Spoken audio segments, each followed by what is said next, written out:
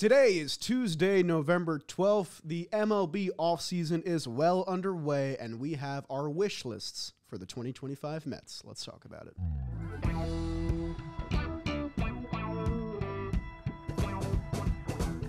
Shea Station, Jerry and Charlie. Shea Station, Jerry and Charlie. Riding through the airwaves, bringing you the heat. Come on, pull your members. Now get up out your seat. They're bringing you all things Mets. They're bringing you all things Mets. They're bringing you all things Mets. Now you're listening to Shea Station. I hope you're watching on YouTube because Jerry Blevins just had the flex of all flexes. Can you do that one more time and give the audience a little clarity? Jerry Blevins.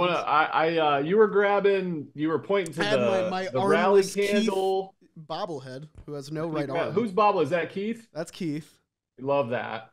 No right arm. And then I grabbed my new toy, which is my New York Sports Emmy that I wanted to show off. So I figured you were showing things off. I might as well. You dunked on my head, dude. I showed off a T-shirt and an armless bobblehead, and you pulled up with the award. That's crazy. Well earned. Well earned, of course. I appreciate that, my friend. Lest we forget. One of your co-hosts, Jack A.K. Jolly, joining me is Emmy Award-winning Jerry Blevins, which is such a fun way to introduce him. Put some respect on it. And we got our first off-season pod. Last time we chatted was like 2-3 weeks ago, and it was to talk about the end of the season. A nice, somber, reflective pod. This one is about looking towards the future, because that's where we're at. There haven't been a ton of big signings yet because of one big fish in the water potentially clogging the airways. But I'm sure stuff will start to happen very, very soon as we get to mid and end of November. The Mets are involved in a lot of rumors, and we're going to kind of give our wish list today. Me and Jerry have both prepped a wish list of a big-time free agent, a Mets player that we want to see re-signed, and then sort of a miscellaneous wild card free agent, if you will. Plus, we took some voicemails from our lovely listeners. We selected about 3 to 4 of them. We had about 50 calls, so thank you if you did leave a voicemail. It was really fun to chill last night and listen to all you guys and your thoughts. A lot of you would like to see Juan Soto in blue and orange, and I'm sure that'll be a prevalent discussion.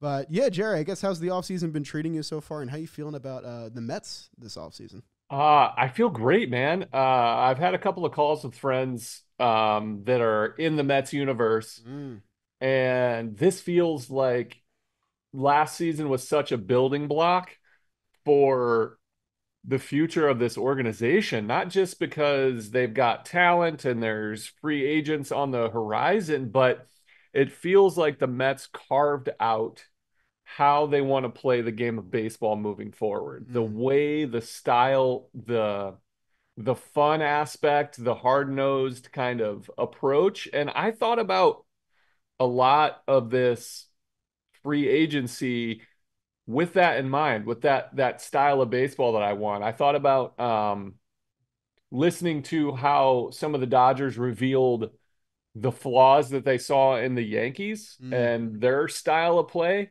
And I thought the Mets are similar because David Stearns has always been a defense kind of approach to having solid defense. So I looked at free agency, and defense played a bigger factor than I normally would have. You know, guys like Anthony Santander is a big target on the free agency market for a good reason, a switch hitting, 30 homer guy. But he's not known for his defense, or in fact, his defense is lackluster. His base running is lackluster. And that's something that teams took advantage of on the Mets, and the Mets weren't really capable of taking advantage on the base path. So I took that into my offseason thought on what style of baseball these New York Mets want to play. Yeah, I think that's really interesting, and I kind of factor that into what I tried to hunt for in my free agency picks, too. The biggest thing for me, because I was looking at a lot of pitching stuff, is who is not walking guys. Because I think if you think back to the NLCS, you think of that crazy run differential, all those blowout wins, a lot of them stemmed from rallies that began with walks. The Mets really had a problem with walking a lot of hitters in the first half. It got under control in the second half. It worked well against the Phillies, who are a team that chases a lot. But when you play a team like the Dodgers, who are undoubtedly going to be in your way in this National League for the foreseeable future, they had a very patient, disciplined approach. And however good the Mets offense was, they were unable to match the Dodgers offensive production because of all the free passes and stuff. So I like that we kind of took two different approaches, but I think both align with the Mets' philosophy going forward of just playing fundamental, sound baseball and challenging opposing teams and all that good stuff. Before we get to our picks, there's a little bit of groundskeeping that we should get through. The Mets have made a couple smaller moves. The big one I want to start out with, we have two guys that have elected free agency, and they are interesting Mets, in my opinion, guys that have kind of a soft spot in my heart as we usher in this new era. Lefty Joey Lucchesi and DH DJ Stewart have elected free agency. They declined to go through arbitration. They're hitting the market. Want to give some golf claps for those guys because, you know, there were some special memories there, especially DJ Stewart in the second half of 2023. But it felt kind of clear that those guys weren't going to be part of the foreseeable future as the Mets begin to bulk up in free agency again. They announced the entire coaching staff under Carlos Mendoza will return. I think that's great. I can't tell you the last time that that's happened for this team. There seems to always be some sort of turnover, and I think we're slowly but surely getting a guarantee that we're going to break the 2-year manager curse with Mr. Mendoza, who is up for manager of the year in the National League. So shout outs to him. I believe it's him, Pat Murphy, and Mike Schilt. But yeah, that's the big stuff on the coaching side of things. A couple other free agency moves include Phil Maton got his option declined, so he's going to hit the market as well. The Mets picked up Dylan Covey. Just smaller stuff before we get to the big blockbusters on the horizon that I'm sure the Mets will be involved in some capacity. Do you have anything you want to cover on any of these? No, I think the returning of the entire coaching staff is a huge nod to the job that they did deservedly, and it points to the fact that these guys want to be back. They see the same thing we're seeing, and that something special is being created in Queens, and Port St. Lucie, which will be the next stop for these New York Mets. But it just shows you that this team recognizes, this organization recognizes that these guys did a great job and how they managed everything. So I think that's a good thing. Yeah, so I guess with that, we can kind of pivot to the free agency class that lies ahead. It's very, very talented this year, especially on the pitching side of things, but just some names to rip off the top. Juan Soto is, of course, on the market. He's going to be probably the center of every discussion until he signs, but behind him is Willy Adames at shortstop, Alex Bregman at third base, Pete Alonso, our very own, is hitting the market alongside Christian Walker, and then on the pitching side of things, Corbin Burnes of your Baltimore Orioles, who's up for the Cy Young in the American League, Blake Snell, who had another terrific second half, Max Fried, who's been a longtime nemesis, could turn a friend, who knows, and then from Japan, Roki Sasaki, who is getting posted. Already plenty of teams are in pursuit of him, so a lot of different ways that the Mets can go with about $180 million being freed up from their payroll, which is an absurd number. In fact, it's more than the opening day payroll of 20 different MLB teams, so it just speaks to the volume of what the Mets can get done in this free agency. I asked you to prep a big fish signing that you're targeting. Do you have one in mind, Jerry? I want you to start here, Okay. because I want to hear where your pivot is, because I have two, and if you choose one, I'm going to choose the other. Okay. Can I ask if it's a starting pitcher? It is a starting pitcher. Well, that's perfect because we actually received a voicemail that pertains to this very topic. It's our first voicemail from Joe, who asked us about top-level starting pitching. Jack, if you're good to go on that, let's listen in. Hey guys, first time, long time. This is Joe Toscano, Radford, Virginia, checking in, former Staten Island native. Jolly, appreciate all the work. Jerry, we know how nice Bryce Harper is. Thanks for telling us 100 times. Quick question for you guys. Statement, I guess. I don't love Burnes. I want Snell. I feel really strong about it. I feel like Snell is the right option. I feel like if we bring back Manaea, God willing, Sevy says yes to the QO. having Minaya, Sevy, Snell, Peterson, and Senga feels like a real starting five that might not have a 1, but also doesn't really have a 5. I think I'd be more comfortable going in with a 2, a 2, a 2, a 3, and a 3. The reality is pitching wins championships, and I feel really strongly about, that setup as far as rotation goes. What do you guys think? Thanks, guys. Bye. Yeah, so I think that's a perfect lead into, I guess, our first topic, which we're both picking a starting pitcher. It's sort of implied that, like, we would both love Juan Soto, but I think we could exhaust ourselves for an hour just talking about the possibilities there. Agreed. Juan Soto is the number one target for a good reason. A 26-year-old free agent, generational talent, left-handed bat. That's number one on everybody's list, and it's a reality for the Mets that it's possible. But we're going to go like we're not signing him. Yeah. We're going to go like we missed out on Juan Soto. He went back to the Yankees. How do we go from here? Yeah, that's kind of my honest perspective as of right now. I'm not letting myself get too attached to that idea yet because I don't foresee it because of just how well his first year went in New York. But we'll see. You never know, and the entire offseason could change if the Mets they come out the winner of that sweepstakes. And if they sign Juan Soto, they still have a glaring need for the top of the rotation. So that's why you and I both chose starting pitchers as our big sign. Yeah, I mean, even in a perfect world where the Mets get Minaya back, Severino maybe takes that qualifying offer, which we'll touch on a little bit later, they still need an ace because you don't really know what you're going to get out of Kodai Senga next year, 100% healthy. Right now, it's just Senga and Peterson locked into the rotation. I'm sure the Mets are hunting for an ace. So for those who don't know, I mentioned at the top of the show, but the big three of the aces right now are Corbin Burnes, Blake Snell, and Max Fried. All those guys probably going to get 6 to 7 year deals approaching maybe $150 to $200 million. The guy I went with, and the guy I've been eyeing pretty much ever since he got traded to Baltimore, was Corbin Burnes. He's still my number one target. He had a great year last year, a 2.92 ERA in 32 starts, 194 innings. It's his third year in a row crossing 190 innings, which bodes well for his free agency. And he really shined in that postseason start for the Orioles, which unfortunately is going to get kind of forgotten because that team got swept in the wildcard round very quietly, put up 1 run of offense in 2 games. But Burnes became the first pitcher since Steven Strasburg, a 5-year gap, to pitch in the 9th inning as a starter of a playoff game. And that's pretty remarkable. That is ace caliber stuff. So what is it about Corbin Burnes that I like the most? Obviously, the strikeout potential is there. The innings are there. He's done it 4 years in a row to this point. So I think he's really proven that he's earned that ace caliber max contract. Above all else, it's the pre-existing relationship with David Stearns that has me way more confident in this than any sort of Juan Soto sweepstakes because Stearns is the guy that drafted Corbin Burnes. Stearns is the guy that oversaw his development through the Brewer system. You got to remember, in Burnes' second year, he had an ERA near 9 in 50 innings, like a pretty decent sample. The guy was fairly lost before he became the ace that we all know today, and a Cy Young under his belt, all that good stuff.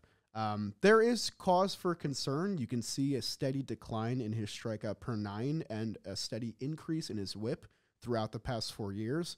But that kind of stuff doesn't alarm me that much. I trust our pitching staff, our pitching coach, Jeremy Hefner, who has been sort of the resurrector, the fixer of many, many guys who have come here and, been at lost points in their career, Severino and Minaya being the 2 biggest examples.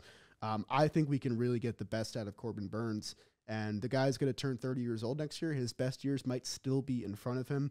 So the prospect of him wearing blue and orange is really exciting.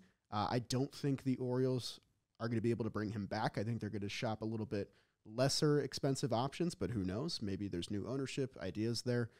Corbin Burnes, my number one target, I think, outside of Juan Soto, if that deal gets done, that's the happiest I'd be. I love it. And I love Corbin Burnes as well. And I think his decline in strikeouts, the up and whip, I think makes him more attainable because his market's not going to be as extraordinary as it could have been. This guy isn't the clear-cut number one option for them. Thank you, Joe Toscano, by the way, for the voicemail. I'm going to address Blake Snell. I think Blake Snell is a great pitcher. I think that he deserves all the accolades that he's going to get this year, but the walks bother me. And they bother me for a couple of reasons. One, we talked about defense first, on the style that David Stearns likes to deploy out there. And Blake Snell's approach to pitching is anti-defense. He wants to strike everybody out. And if he doesn't strike them out, he's going to walk them to put them on base, and then he's going to strike the next guy out. He pitches like a lockdown closer or setup guy, but he's a starting pitcher. I don't know how sustainable that is for the back end of that career, because if the stuff starts to go, he's got to make a major pivot off of how he approaches the game. He'll have to reinvent himself. That's why I love Corbin Burnes, because this guy induces a lot of weak contact. He lets them put the ball in play. He doesn't walk a ton of guys. He pounds the strike zone. I like that style. But this is why I wanted to go second, because you picked Corbin Burnes. I am going to pick Max Fried. I thought this is where you'd go. I love Max Fried as a pitcher, as a competitor, former teammate of mine. The guy is relentless in his pursuit of the best version of himself. This past season, I don't think we saw the best version of him. I know we didn't see the best version of him. He was battling injuries. He wasn't consistent in towing the rubber, which is my biggest concern with him, is injury related. But I also think that brings his market down. The guy wants to compete. He wants to be on a good team. I think ideally he would love to go home and play for the Dodgers, but I think the Mets can get him. I think his familiarity with the NL East ball club, I think the fact that he's pitched well in the big city is a key. And I love the fact that he pounds the strike zone. The guy doesn't walk anybody. He is a multi-Gold Glove winning pitcher. So he fields his position. He trusts his defense behind him. And I think the fact that he is a contact guy more than a strikeout guy plays well more to the style of pitching that I think that this front office, this organization wants to be. Guys that throw a ton of strikes, guys that challenge hitters. The walks killed us. They worked in our favor sometimes, and it was our ultimate demise in the playoffs to end, a magical run of the 2024 Mets. Max Fried doesn't do that. And I think he would be incredible. And the depth that we have with Senga, Peterson, Jose Budo, who I think is a lock for the rotation. Then you have McGill, you have Blackburn. Nobody's talking about Jose Quintana, but I think I would love him to re-sign as a lesser, piece of this rotation. He's pitched extremely well. I think he found the best version of himself at this point in his career. He's an innings eater. He plays really good baseball. He's a good pitcher. So that would solidify your depth. That top end, Max Fried is not your true number one guy, but when he's at his best, he is an ace. You don't have to pay him that, I don't believe, because he's a little bit older. I think he's going to be 31 next year.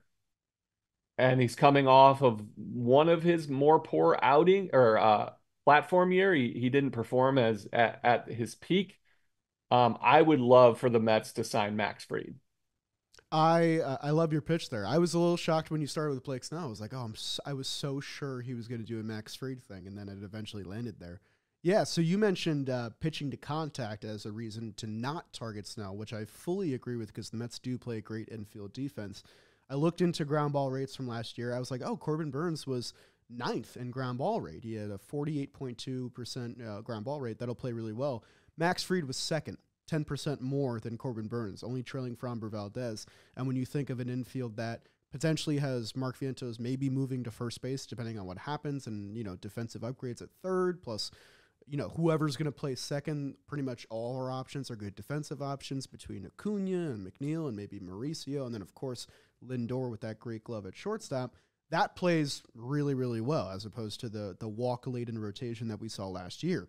So It depends on where you want to land with it. Like with Max Fried, the fan in me gets a little Tom Glavine vibe of, this max contract for a well-established, maybe even Hall of Fame path type pitcher coming over to the rival. But at the same time, he would be a fantastic fit. The only thing that worries me is the thing that you mentioned, which is the health. Last year, he did make 29 starts, but like you said, comparatively to his, 2021, 2022 performance, it was a lesser year. Still a great year, an all-star year with, a 3.25 ERA. But I do agree that he'll probably get less than Corbin Burnes and even Blake Snell, who I think is going to get his big boy contract this time around. So it's interesting. Our caller landed with Blake Snell. I kind of landed with Corbin Burnes, and you landed with Max Fried. But I think it's pretty symbolic that all three of them are great options and make the team infinitely better because they've been lacking, or they were lacking, that ace level talent last year that various guys had to step into at certain points in the year. You could argue that earlier in the year, Luis Severino was the ace of the team. Mid-year, it was Sean Manaea. And then towards the end of the year, it was David Peterson. And that's great and all, but you can't count on that kind of ebb and flow performance happening again. You need a steady rock to go every 5 days. And I think Mets fans got so used to that with, your Jacob deGrom types and even that, 2022 regular season from Max Scherzer. The Mets need that, and I think that's going to be one of their top priorities going forward. So I guess we didn't really land on an affirmative target there, but, I just want to put some thoughts into the listeners' minds, I guess skew their opinion in some way. Here's a wild card for me. I still think they need 2 top-end starting pitchers. 2? 2. And I think if they get Max Fried or Corbin Burnes, they could go for a guy that goes by the name of Shane Bieber. I love Shane Bieber. He has all the qualities that we mentioned as a type of pitcher that we like. He's coming off an injury. He's coming off Tommy John. But this guy was on his way to being one of the top free agents anyway. The Mets have shown with their developmental abilities, with the way they've handled guys coming off injury, that they're safety first and they play for the longevity. So if we get Max Fried and Corbin Burnes, I think they could sneakily get Shane Bieber to fill in for that back end of the rotation or second half of the season, and then have another ace moving forward with the name of Shane Bieber. He's kind of the forgotten man on here. Yeah. I would love them to go after Bieber and then Corbin Burnes, Max Fried. I think they could do that combination. Yeah, it's easy to forget that at the outset of 2024 season, it was a big 4 in free agency, not a big 3, and Shane Bieber was the 4th. And people forget his first 2 starts were electric. He went 12 innings, no earned runs, 1 walk. Like, he was on pace for what was going to be a pretty special year before he went down. I do think that makes him a very sneaky option for maybe your lower market teams who can now get a Shane Bieber type for way less than I think a lot of people would have expected a year ago at this time. So that makes his market a little bit more interesting and competitive, I guess. And it does bleed into what I was thinking with when you mentioned Jose Quintana, because the 2 biggest things that he provides are innings and health. I guess they're kind of the same thing there, but so many teams could use someone like Jose Quintana at that price tag. It just makes me think that the competition for him is going to be pretty rigorous compared to maybe the top level guys that only 3, 4, 5 teams can really get invested in discussions on. But that Quintana talking point, I guess, leads into the second part of what I wanted to go through with our kind of free agency wish list, which was a Mets player that you really want to see re-signed. Once again, the Mets are entering a free agency class where a ton of their guys are going to be up for grabs for other teams, depending on whether or not they take the qualifying offer. We kind of touched on this in our last episode, but we can really expand on it here. On the hitting side of things, just to read off the names, Pete Alonso, of course, is the top hitting free agent from the Mets, and then you have Harrison Bader, JD Martinez, Jesse Winker, and Jose Iglesias. On the pitching side of things, there is going to be a lot of turnover, especially in our rotation. Luis Severino hits the market, Sean Manaea, Jose Quintana, and then in the bullpen, Adam Ottavino, Drew Smith, Ryan Stanek, and Brooks Raley. So a ton of guys. Oh, and Phil Maton now as well, who had his option declined. So there's another reliever arm there. So we talked about building this rotation, getting a rock at number 1 and potentially adding someone like Shane Bieber to potentially be a number 2 as a creative option. I guess I wanted to pick your brain because in your thought process there, you didn't mention Sean Manaea. Is he not so much a part of your 2025 Mets plan? Do you think his price tag goes too high? What do you think? The reason I didn't name him is because this is who I have at our re-sign. Sean Manaea is the target I want for the Mets to re-sign. Pete Alonso's the big name out there. The hole at first base, I think it's very attainable for him with the qualifying offer attached for him to return. But we talked about the need for 2 starting pitching, top end guys. I think Corbin Burnes / Max Fried, even Blake Snell on there, paired with Sean Manaea, gives this team a true 1-2 punch. I think Manaea is attainable because the market for him, who knows what it's going to be, because he threw so many innings and he faded hard at the end. He ran out of gas. But the Mets have a huge advantage here because Manaea has been treated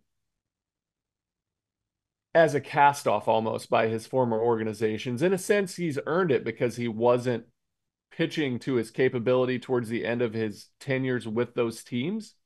But when a guy gets treated like that, when you go to an organization that has a year like the Mets have, that feels like from the inside as a player, you see where they're going, and you've already had success there, and you have a familiarity with the coaching staff, with the way they develop pitching, there's a comfort level there as a free agent to be like, I can do it here. These guys believe in me. They help me be the best version of myself.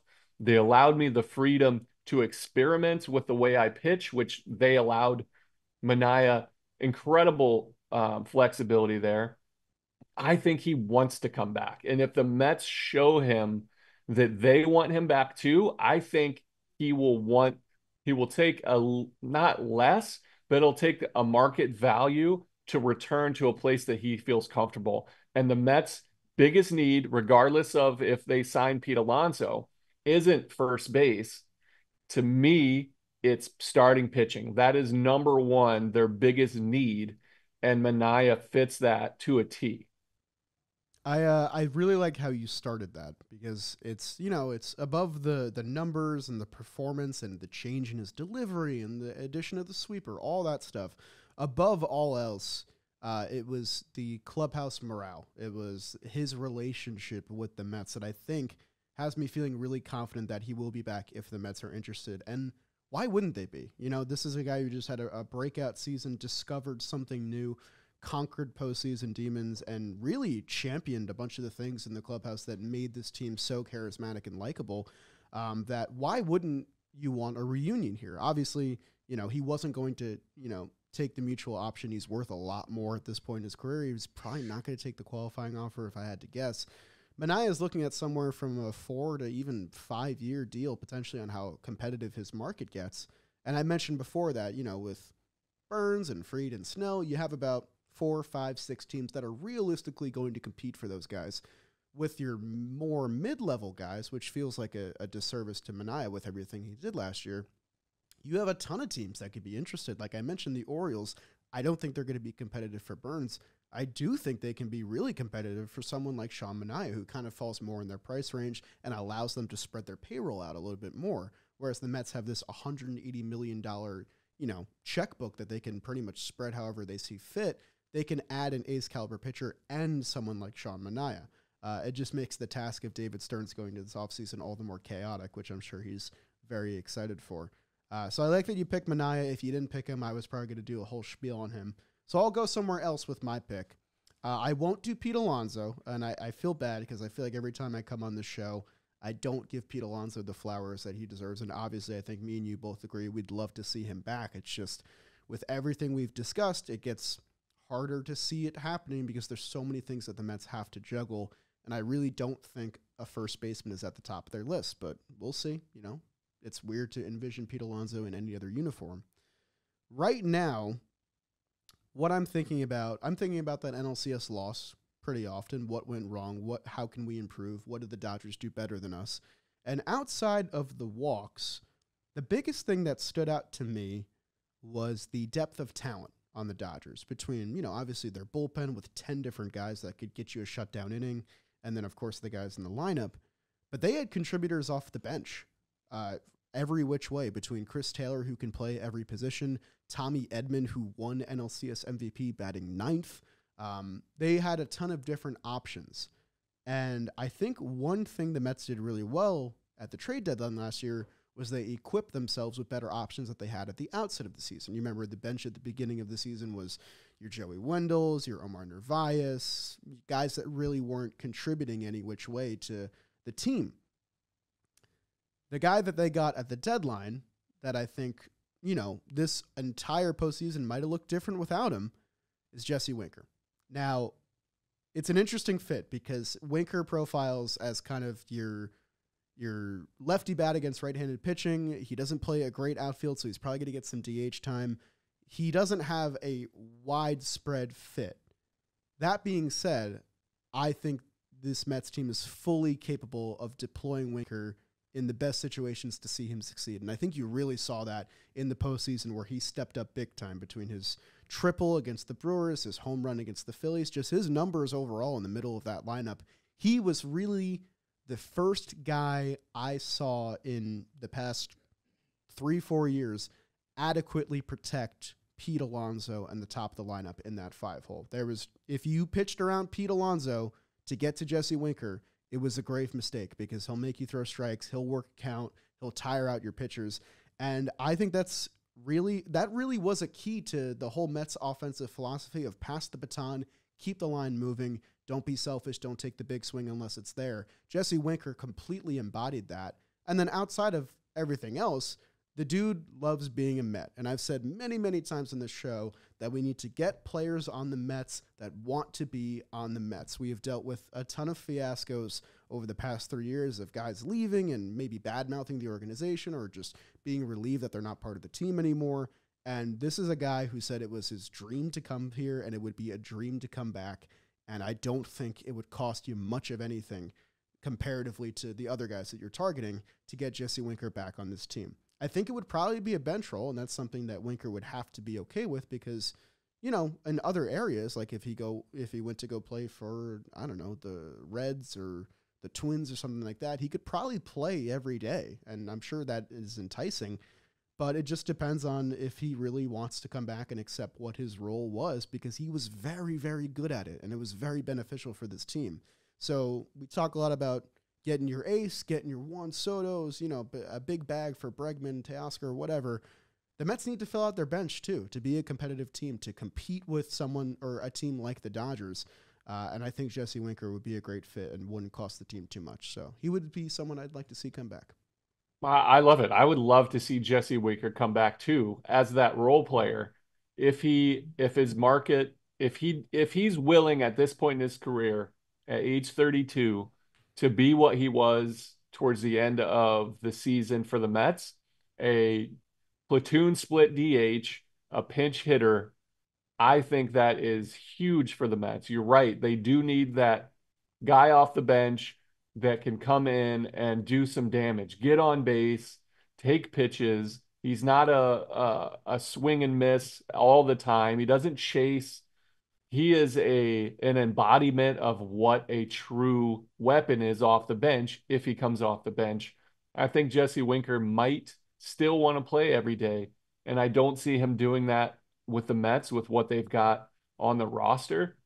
But these things have a way of shaking it out with injuries, with the way baseball is playing 162 games a year. He's going to have plenty of playing time. And Carlos Mendoza, one of the best things that he did was keep everybody involved. Harrison Bader, Starling Marte, Jesse Winker, guys off the bench were contributing and staying regular, being able to have regular at-bats to where they weren't getting ice cold, they weren't getting bitter with their lack of playing time. If the way this team wants to deploy their roster, they have to have guys like Jesse Winker capable of contributing on the bench and he would be an ideal fit. A guy, like you said, that wants to be here with the Mets. I would love to see Jesse Winker back in a Mets uniform. So before we move on to our kind of wild card section, I do think we should talk about the fact that neither of us said Jose Iglesias. And I want to bring it up because I think obviously we would love to see Iglesias back. We understand the value that he brought, how he basically, turned the season around with his presence. I'm looking at the second base depth chart, man. And there's like 4 options that the Mets could feasibly deploy next year that are already on the team, between Luis Angel Acuna, who came up and made an immediate impact, Jeff McNeil, who had a terrific second half that I think is unfortunately getting forgotten because he got hurt, Ronnie Mauricio, who knows what he can be. We saw flashes of it in 2023. And then Jet Williams, who's in the AFL right now, lighting it up and playing really well as the number 1 prospect in the Mets organization who can play second base. So it's kind of a weird feeling of like, if you do bring Iglesias back, great, but how in the world do you get him playing time with this backload of infielders? So I guess I just wanted to get your take on that as well.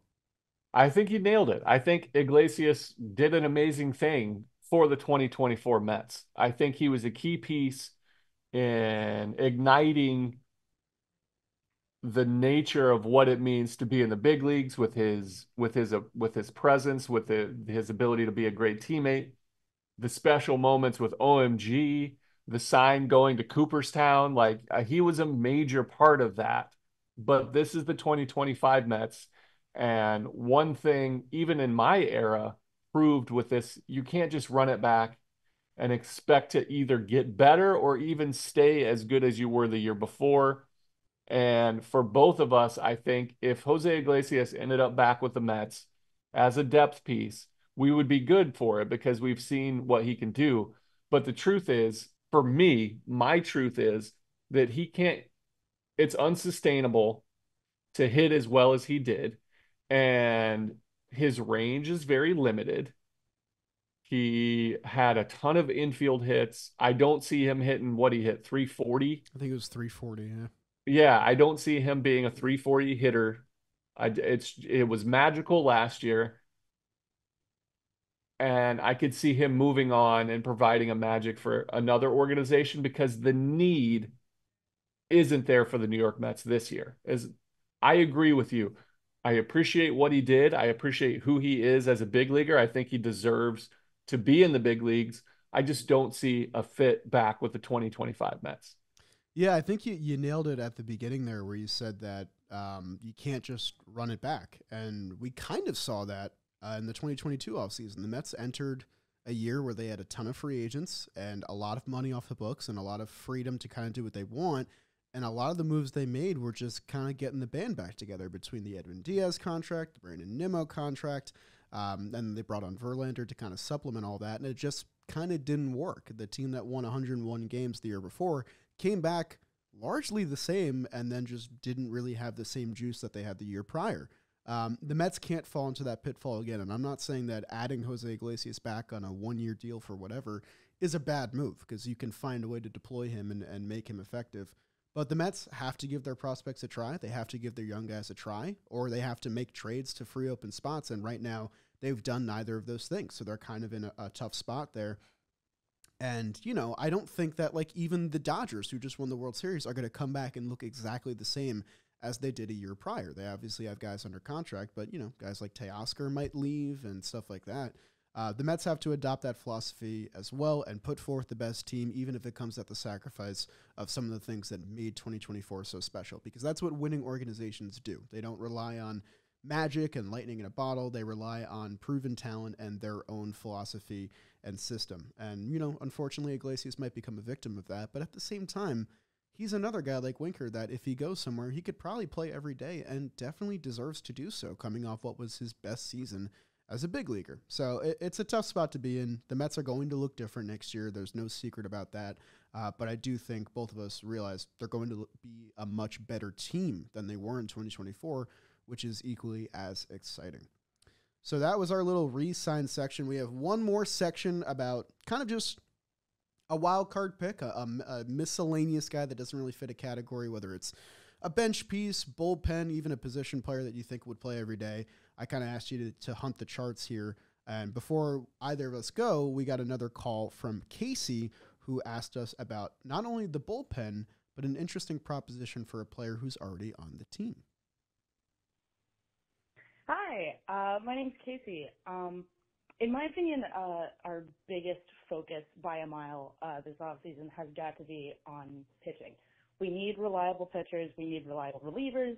We just need to get particularly our bullpen in order before the season starts. The Dodgers are obviously going to be our biggest threat to success once again, and the strength of their bullpen only hammers in further the fact that we need to make big strides. I would prioritize this over anything else. In other just sort of morale improvements, we got to make Lindor captain. He carried us this season, and if we want to maintain the morale that we kept this season against all odds, got to give him the C. Other than that, keep Winker exclusively because I like him. That's all. I wanted to include that last part because me and you remember this, but there might be some newer listeners that don't. I think it was our first year where I emphatically declared that I thought that Pete Alonso should be captain of the team. And since then, I have changed my opinion. But I think I'm willing to put myself out on a limb again because I really do agree with that sentiment that I think Lindor has fully earned a C on his chest. And maybe it'll take a couple more years, but he's here for the long haul. He's involved with discussions to potentially bring Juan Soto here. And I think last year we really got to see him shine as a leader. So before we get into our final section, where are you at with that? I guess is my question. I'll reestablish my position here. I did poo-poo when you were like, Pete Alonso, captain, put the C on him. I'm like, easy there. Nothing against Pete Alonso, Mm-hmm. but the captaincy for me it's bigger than just your best player being a nice guy and good in front of the camera. It's bigger than being a hard worker. That rare combination of one of your best players, if not your best player, being a true leader doesn't happen. I tell this story often with David Wright. I thought it was a joke, I thought it was like, all right, whatever. He's your face of your franchise. So you just throw the C on him. It's no big deal. I don't know why we do it. And then I got to know David Wright and be around him and see that rare combination of grit, hard work, your best player, the way he carries himself in a franchise. And I got it. I got it for the first time in my career where I was like, oh, that makes sense why he's the captain, because he was the captain. For the first time since then, I've been like, maybe they give one to Lindor here. Maybe they throw that C on his chest. And it started happening towards the end of last year. He's always been a great player. I have so much respect for the player of Francisco Lindor. But he was a little younger, and the word immature sounds like a negative, but it isn't when I say it. He was just really young. And being in Cleveland versus being in New York is a huge difference. Some of the immaturity came out with the thumbs down stuff, with the way I just didn't appreciate a guy that's supposed to be your franchise player, the way he was fraternizing with the other team. This year, though, this past season, 2024, that competitiveness that he showed, he's still friendly. He's still Mr. Smile. He still has friends throughout the league, especially his countrymen of Puerto Ricans on other teams.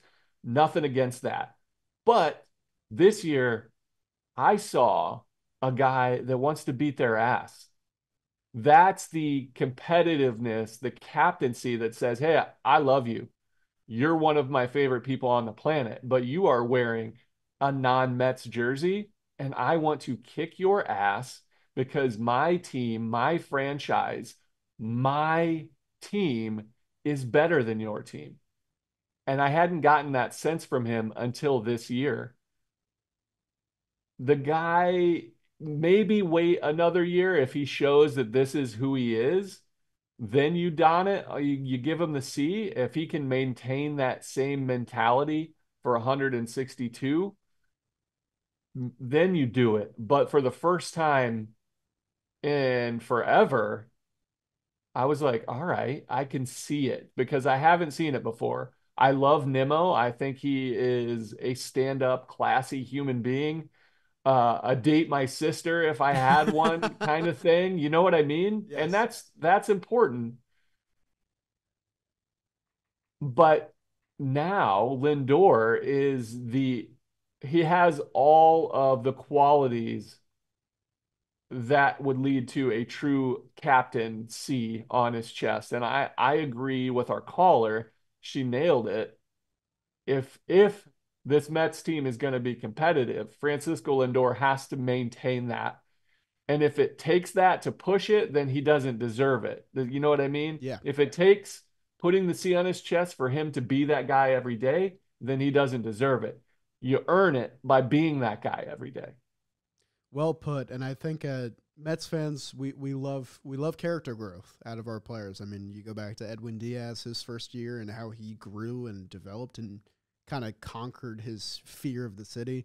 Lindor is a similar story, man. He came here on that big contract. He didn't really prove it in his first year. He had the thumbs down fiasco and all that, and the whistle in the Subway Series, even that kind of stuff too.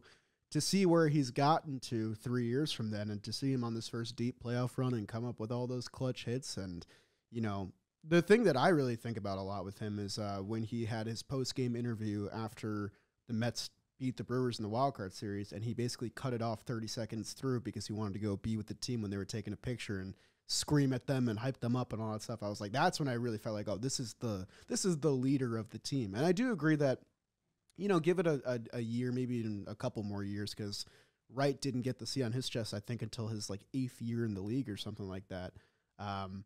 Let him prove it again, because you should play like you have the C on the chest even when you don't, to really earn it. And I think last year that's the way he played. And I'm glad that Casey brought it up because I think it's an interesting discussion. Yeah, she nailed it. Yeah. I do want to add, Keith Hernandez captaincy, the way he called pitches, he moved the defense.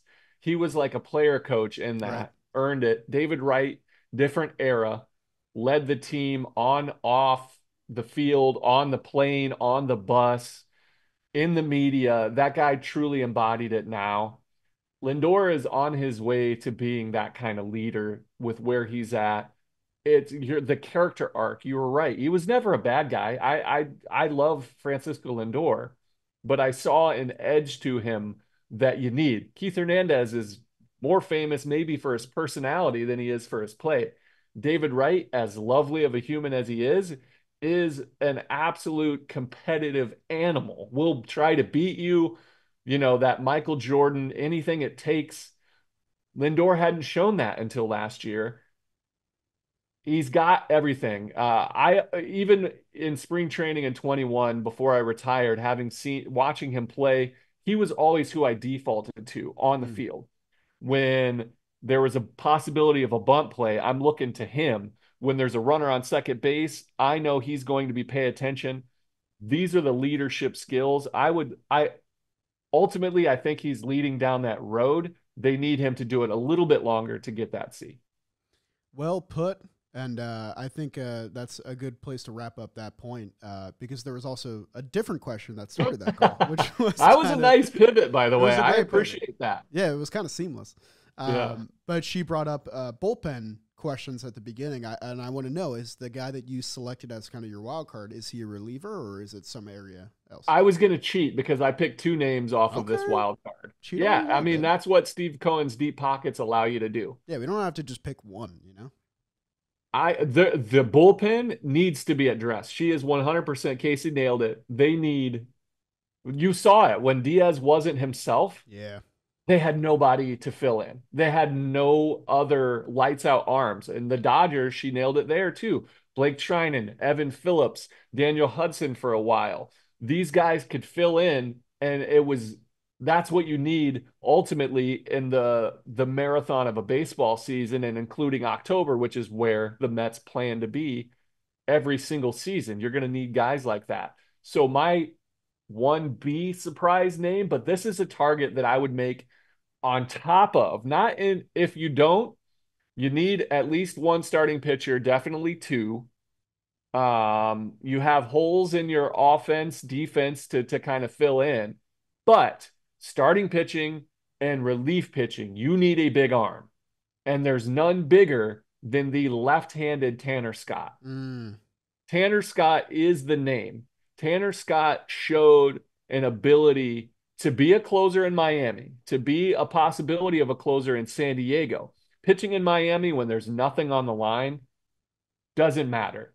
It doesn't show me anything because guys can fall apart when the pressure is really on. It's easy to be good when, even if you lose, it doesn't matter. That pressure. But if you can do it in a playoff race where San Diego has an edge to them, they've got to battle the Diamondbacks, they've got to battle the Dodgers.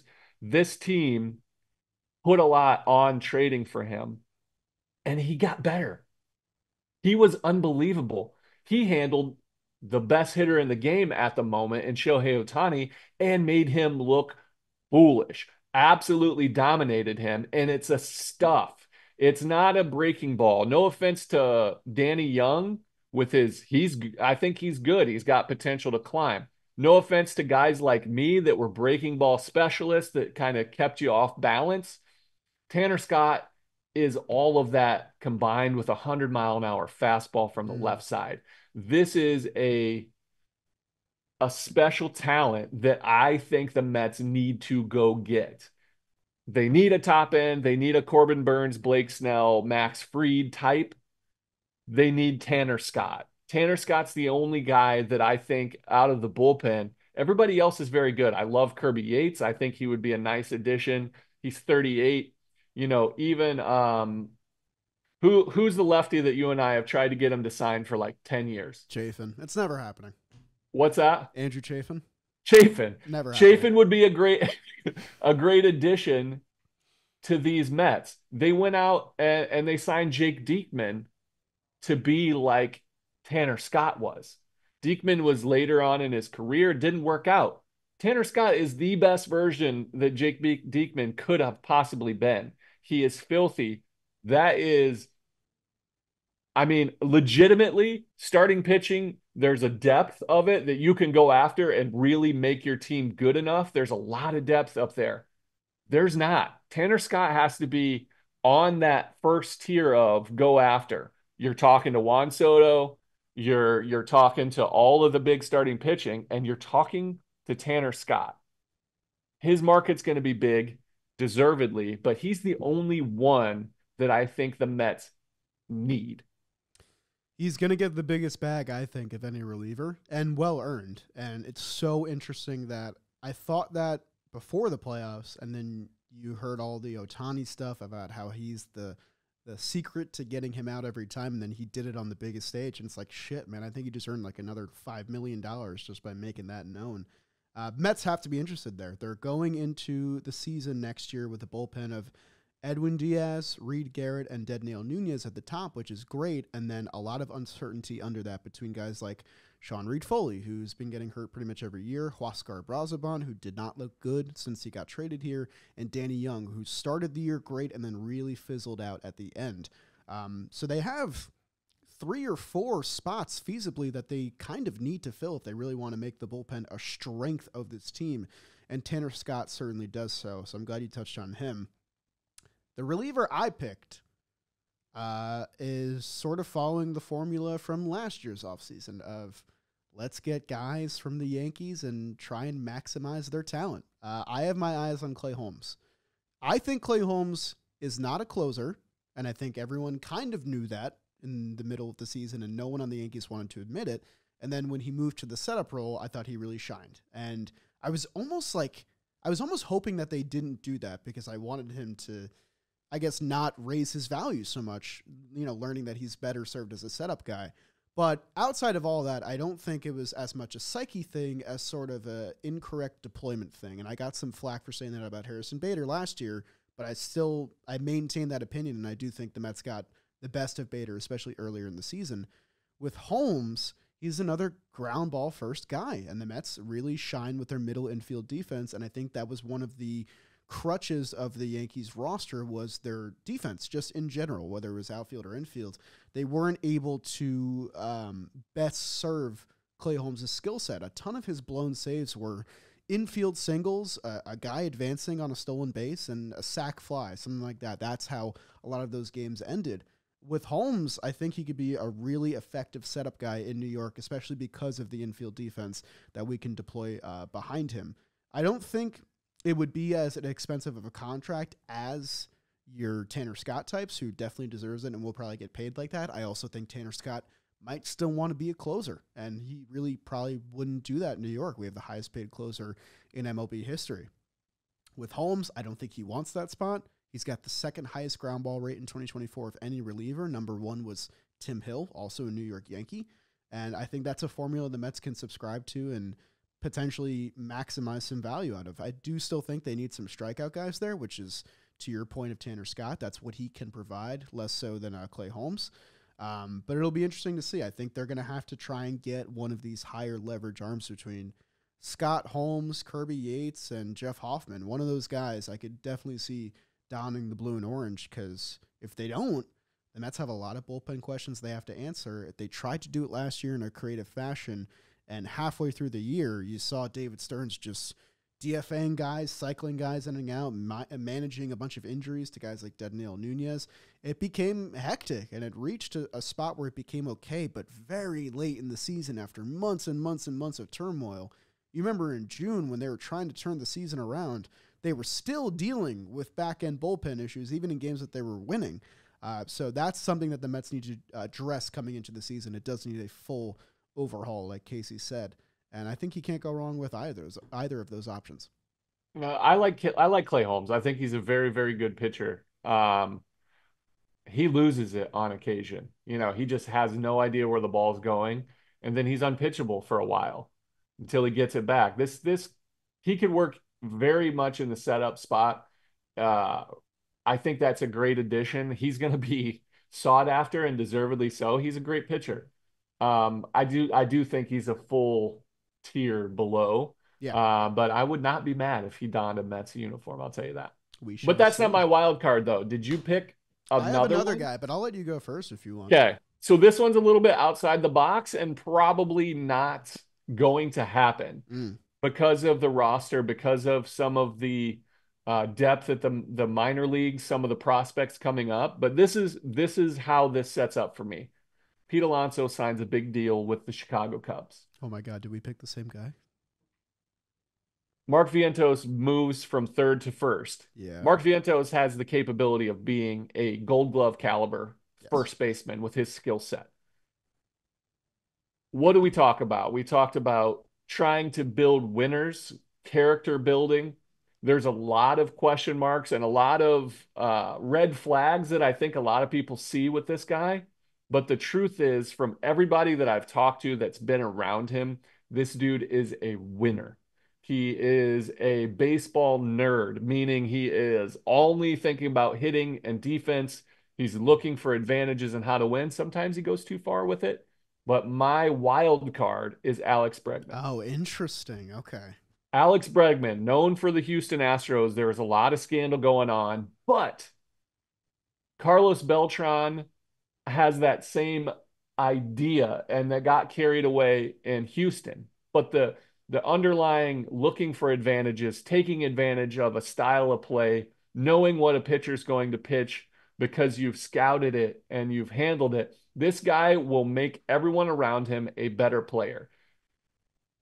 Some of my favorite teammates that have gone and played with him, I don't know him at all personally. I'm not even sure I've met him before. But rave reviews from the type of teammate he is. A captain of the Houston Astros style, have Jose Altuve not already been in uniform kind of thing. This guy is possibly a future executive if you want to be, and he's also one of the best players at third base. Coming off not his best year, there's some numbers that say otherwise, but he is a very good third baseman that wouldn't have to do as much with how good Francisco Lindor is there. He rakes from the right side. He can pick his spots, and in a lineup that is going to be or should be deep, he won't be asked to do too much. And I think as a culture guy, I think it would be a great addition to the New York Mets. I despise what the Astros did. It's truly evil in my eyes. But he reminds me of a guy that went by the name of Dustin Pedroia. And Pedroia had the Apple Watch cheating scandal because he thinks that's how he thinks. They want to win. That's cheating to me too. But if you have the right organization around to keep those safeguards in, Pedroia, great player, overachieved, hurt his career. This guy was going to be a Hall of Famer, hurt his career because he did not want to be off the field. His knee got ruined, whatever the case. But that guy was a ball player that turned the Red Sox. He was one of those guys. I think Alex Bregman is also one of those guys. I think he's a more naturally talented player than Pedroia, but I think he has that same grit, that same determination. And I think he would add so much value on top of his ability to play baseball. I think he would add value to an organization because he would be able to help teach young kids, young prospects, how to go about their business, how to find edges in season, what it takes to be a really good ball player. Definitely not where I thought you were going, if I'm being honest. He is a proven winner, and that's in addition to guys that want to be on the Mets. The guys that I want to see come here are guys that want to win and have, a World Series as the utmost goal as a team effort. Bregman's done it twice, and, there's an asterisk on the first one, but there's certainly not on the second one. The second Astros World Series is legit, whether you get mad at that or not. He's been a four-war player the past 3 seasons. If you're losing Pete Alonso, there's the bat that can replace him. Not the home run bat, but still the effective offensive production bat. And I do think that if the Mets do miss out on Juan Soto, this is a very logical fit because Alex Bregman still plays a very good third base defensively. He just won a Gold Glove, 91st percentile and outs above average. So he would be most certainly an upgrade there. And Mark Vientos, like you said before, can be a plus defender on the other side of the diamond. Now, my wildcard pick is operating under the assumption that the Mets do get Juan Soto because, there is a world where that happens. Who knows? I'm for that world. I'm for that world as well. Hot take, but I like Juan Soto. This guy, I was surprised to see hit the market. I think he's a very talented player. And again, this is me wanting the Mets to become East Coast Dodgers in the way that they operate. One of the greatest things about the Dodgers roster is that it feels like every player can play everywhere. Mookie Betts can play second and short, and he can also play the best right field you've ever seen. Chris Taylor plays every position. Max Muncy plays first and third. Like, they have endless options that they can maneuver and design their lineup how they see fit. There's a guy on the market who can play every major infield position and play it extraordinarily well.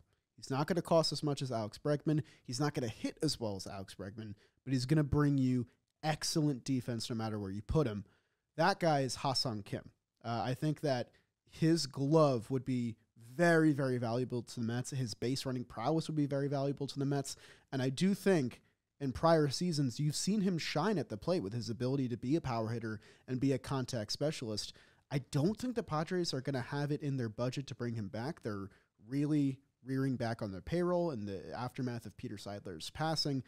They're going to be a very different team spending-wise in the future years, which makes a guy like Kim available. And I just find myself dreaming up an infield of whoever you want at second base with any of those options, Lindor at shortstop, Kim at third base, and then Vientos at first. That becomes one of the best defensive infields in baseball, in my opinion, alongside a team like, I don't know, the Milwaukee Brewers, who have been doing it for years and years and years. I think that's kind of deep down what Stearns would love in a perfect world, is to really improve the defense of this team to make their run prevention as soundproof as possible. Ha-Seong Kim is the guy that fits that philosophy very well.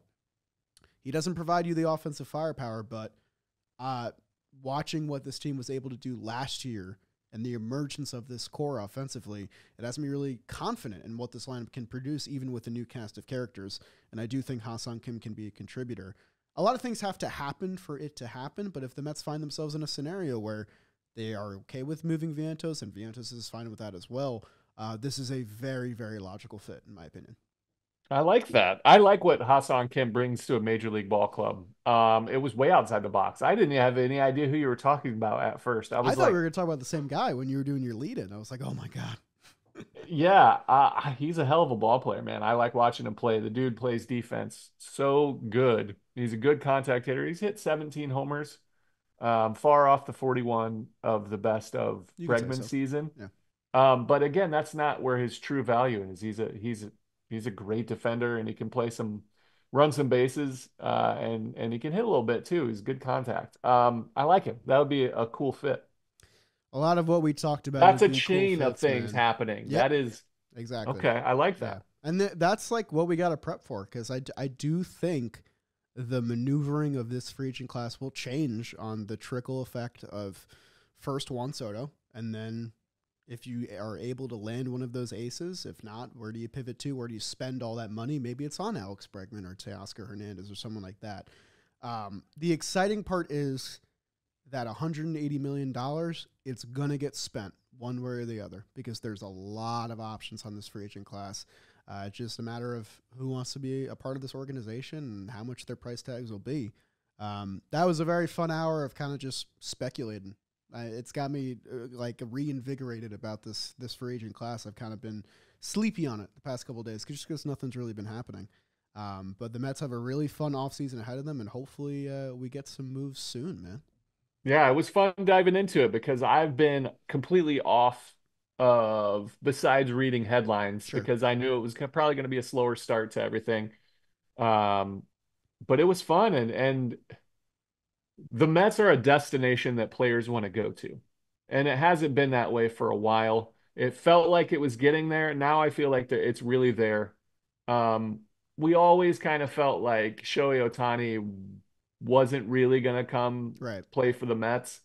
I feel like Juan Soto has a very good chance of donning a Mets uniform. They're definitely going to be a player that for his services. So that's exciting, man. This is going to be a fun off season. It sure is. Thank you guys so much for listening. If you enjoyed the show, leave a like. If you're watching on YouTube, subscribe to the channel. Leave us a review, all that good stuff. And thank you for all 50 voicemails. Thank you for Joe and who else? Yes, thank you so much. We appreciate you guys. We'll be back soon, hopefully with some news. Thank you all for coming. Hope you enjoyed the show. We will see you next time, where we'll be back.